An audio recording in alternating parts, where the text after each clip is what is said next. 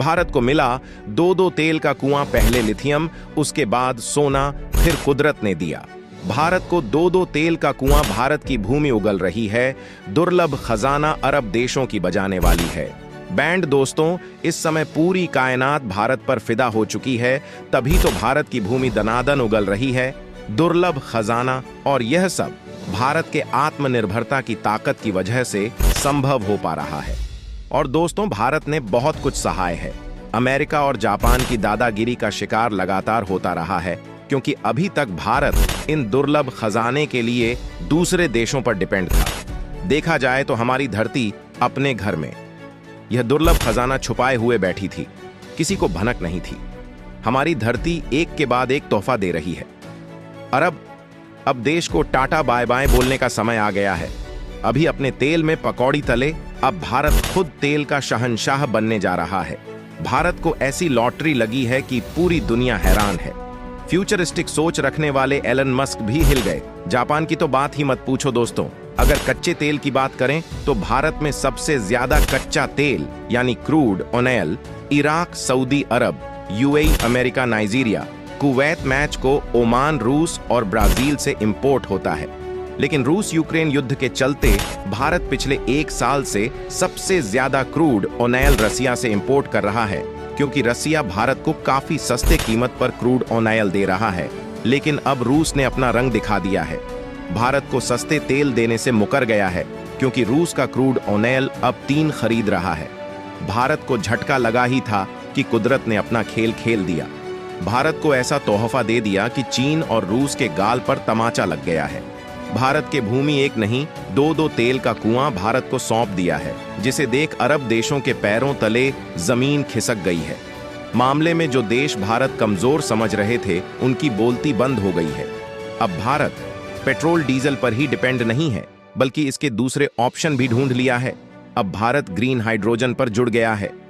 ये नहीं, भारत में लिथियम का कुड भंडार मिलने के बाद भारत बैटरी पर सबसे ज्यादा फोकस कर रहा है। भारत महंगाई का भी कमर तोड़ेगा, क्योंकि भारत अपनी जरूरत का 85% क्रूड ऑयल इंपोर्ट करता है।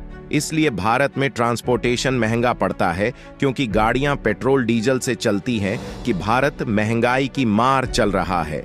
विदेश आए दिन तेल का दाम बढ़ा देते हैं और सप्लाई को कम कर देते हैं। लेकिन अब इन देशों के होश ठिकाने आ गए हैं। अब उसे समय दूर नहीं जब यह देश अपने तेल को कौड़ियों के भाव देने के लिए मजबूर हो जाएंगे। बात छत्तीसगढ़, झारखंड और राजस्थान में लिथियम का कुड भंडार मिला। यह नहीं, उड़ीसा में तो सोने का खुद भंडार मिला। ज्ञानी भारत को लगातार दुर्लभ खजाना मिलने जा रहा है। अब तो हद ही हो गई है। मुंबई में दो दो तेल का कुआं मिला है। दोस्तों, में खबर यह है कि मुंबई में तो नए तेल और गैस के भंडार मिले। यह भारत सरकार के लिए किसी बड़ी सफलता से काम नहीं है। जैसा कि सभी जानते हैं, आज भारत आत्मनिर्भर बनने की दिशा में तेजी से बढ़ रहा है।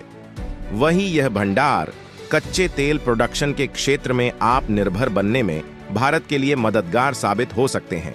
दरअसल भारत की सबसे बड़ी सरकारी तेल कंपनियों में सुधार ओएनजीसी यानी oil and natural gas corporation, Mumbai के ऑफशोर रीजन के अरब सागर में 2 तेल और गैस के कुएं मिले।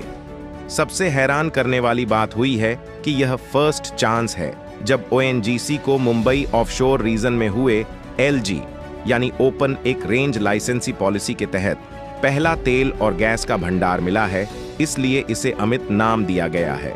वहीं दूसरे एक्सप्लोरेशन ब्लॉक में मिले भंडार को मूंगा दान दिया गया है।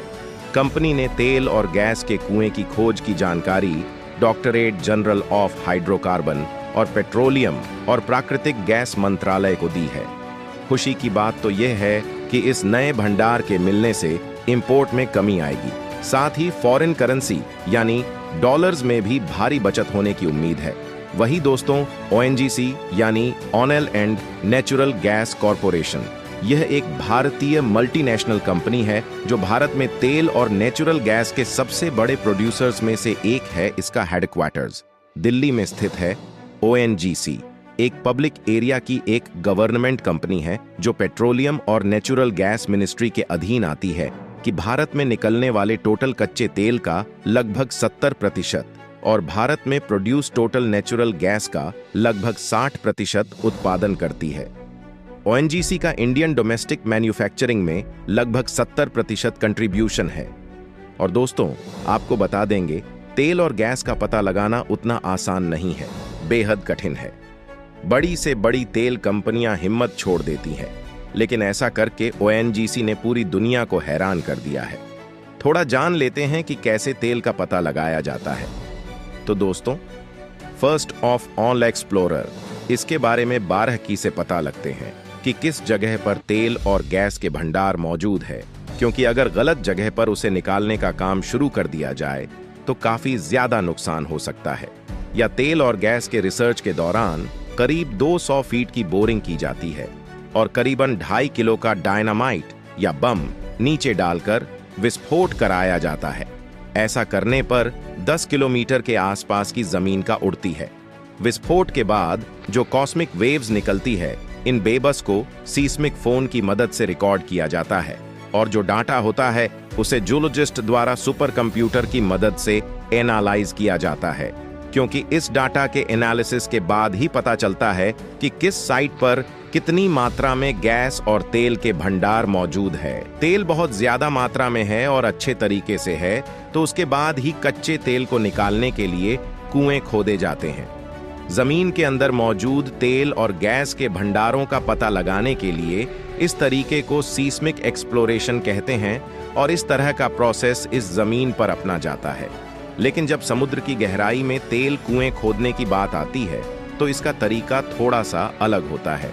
जहां समुद्री जहाज की मदद से एक पानी के अंदर सीस्मिक वेव्स छोड़ी जाती है, ये बेबस पानी के अंदर अलग अलग तरह के पदार्थ जैसे कि चट्टान, तेल और गैस के भंडार से टकराती है और फिर रिफ्लेक्ट होकर वापस जहाज तक आती है और जहाज में लगे सीस्मोमीटर इंस्ट्रूमेंट की मदद से वापस लौटकर आने वाली इन वेब को रिकॉर्ड किया जाता है और फिर सारी इंफॉर्मेशन इकट्ठा कर दी जाती है और फिर जो डाटा निकलता है उसे भी सुपर कंप्यूटर की मदद से ऑनलाइन किया जाता है कि किस जगह पर कितना तेल और गैस के भंडार मौजूद है।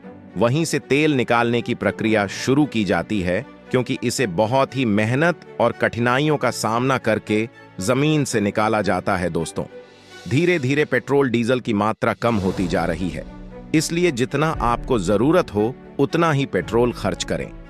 अगर सब कुछ सही रहा तो 2024-2025 कंपनी के लिए बहुत इंपॉर्टेंट साबित होने वाला है, क्योंकि साल से कंपनी तेल गैस प्रोडक्शन में लगातार हो रही गिरावट को थाम लगी और आने वाले वर्षों में इजाफा होगा कि कमी का मार झेल रहा है, जिसके लिए उसे मिनिस्ट्री ऑफ पेट्रोलियम की पार्लियामेंट्री कमेटी द्वारा फटकार लगाई गई थी और कंपनी को इस पर काम करने को कहा गया था। गवर्नमेंट ने लास्ट ईयर यानी 2023 में इंपॉर्टेंट क्रूड ऑयल पर निर्भरता 10% काम करने की योजना बनाई थी। तो दोस्तों, वीडियो में फिलहाल इतना ही। जय हिंद, जय भारत।